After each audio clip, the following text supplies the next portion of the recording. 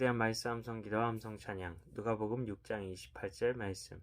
너희를 저주하는 자를 위하여 축복하며 너희를 모욕하는 자를 위하여 기도하라.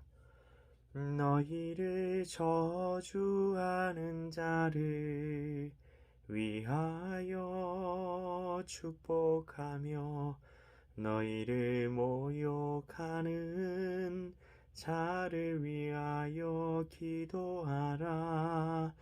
너희를 저주하는 자를 위하여 축복하며 너희를 모욕하는 자를 위하여 기도하라. 누가복음 6장 28절 말씀. 아멘. 말씀 기도입니다.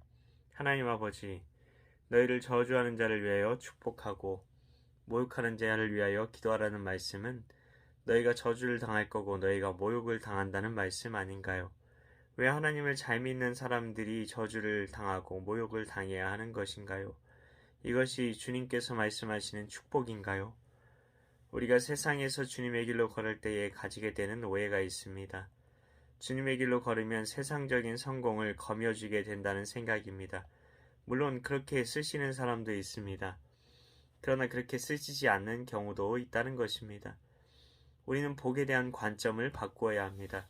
하나님의 성전에는 문지기도 있습니다. 레위인들 중에는 성막을 옮길 때 말뚝을 옮기는 일을 하는 사람도 있었습니다. 그는 평생 그 일을 하며 살아야 했습니다. 각 사람에게 맡기시는 것이 다를 뿐입니다. 예수님께서는 달란트 비유를 말씀하셨습니다. 5달란트, 2달란트, 1달란트 맡긴 자의 이야기가 나옵니다. 우리는 1달란트 맡은 자가 악하다 그렇게만 생각합니다. 그러나 만일 1달란트 맡은 자가 최선을 다했더라면 어떻게 되었을까요? 그는 실은 가장 많은 축복을 받은 자였습니다. 가장 적은 것에 충성된 자가 가장 위대하다는 인정을 받게 되지 않았을까요? 우리는 우리에게 허락하신 것이 적은 분복일 때 오히려 기뻐해야 합니다. 감사해야 합니다. 저 천국에서 하나님께서 높여주시려고 우리에게 적은 분복을 주신 것이기 때문입니다. 나는 아직 달란트 같은 돈을 하나님이 아직 주시지 않으셨는데요 할 수 있습니다. 그러나 우리가 가지고 있는 것이 다 하나님이 주신 것이 아닙니까?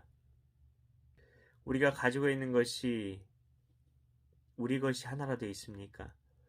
내게 주어진 몸, 생명, 건강, 지력, 가정환경 등등 모두 다 하나님께서 허락하신 것입니다. 어떤 사람에게는 신체적인 장애가 있을 수도 있습니다. 어떤 사람은 시한부 선고를 받기도 합니다. 어떤 사람은 건강이 좋지 않을 수도 있습니다. 어떤 사람은 지력이 부족하기도 합니다. 어떤 사람은 가정환경이 불우하기도 합니다. 그런데 그것이 오히려 축복일 수 있다는 것입니다. 적은 달란트로 하나님께 충성할 기회이기 때문입니다. 이 세상에서의 형편이 더 좋아지지 않을 수 있습니다. 그러나 그가 감사하며 맡겨진 일에 충성을 다할 때 하나님께서는 그 사람을 위대하다고 불러주신다는 것입니다. 그러면 충성이란 어떤 것일까요? 충이라는 한자는 마음의 가운데라는 뜻을 가지고 있습니다. 마음의 가운데, 즉 마음의 중심에 하나님을 두는 것입니다. 하나님을 나의 주인으로 고백하는 삶을 살아가는 것입니다. 하나님께서 나의 주인이시고 나는 그분의 청지기임을 고백하고 주님이 기뻐하시는 것이 무엇인지 늘 생각하며 주인의 생각과 감정과 의지대로 섬기는 삶을 살아가는 것입니다. 이것이 바로 축복이라는 것입니다. 이런 사람은 참 아름다울 겁니다. 그런데 이런 사람도 모욕당하고 저주를 당할 수 있을까요? 예수님께서 회개하고 복음을 믿으라고 말씀하셨기 때문입니다. 복음은 예수 그리스도의 하나님의 아들이 바로 너의 하나님, 너의 주인이란 뜻입니다. 죄의 길을 버리고 성경에 기록된 의의 길로 걸어가라는 말씀이기 때문입니다. 아름다운 성품을 가진 대표적인 사람은 스데반 집사님이었습니다. 그런데 그의 얼굴이 천사처럼 빛나는데도 사람들은 그가 전하는 복음이 듣기 싫어서 그를 향해 돌을 던졌던 것을 우리는 기억합니다. 잠언은 속이는 저울은 하나님께서 미워하신다고 말씀하십니다. 속이지 않고 정직하게 살아가려고 할 때 사람들은 너만 예수 믿느냐고 손가락질할 겁니다. 우리는 주님을 따라갈 때 심지어 믿는 성도들에 의해서도 손가락질을 당할 수 있다는 것을 기억해야 합니다. 그럼에도 불구하고 우리는 성경 말씀을 붙들고 주님의 성령의 인도하심에 따라 오늘도 미움당하고 모욕당하는 길로 걸어가야 합니다. 주님께서 나와 함께 가자 말씀하시기 때문입니다. 하나님 아버지, 우리가 어떤 길로 가야 할지 분명해지는 것 같습니다.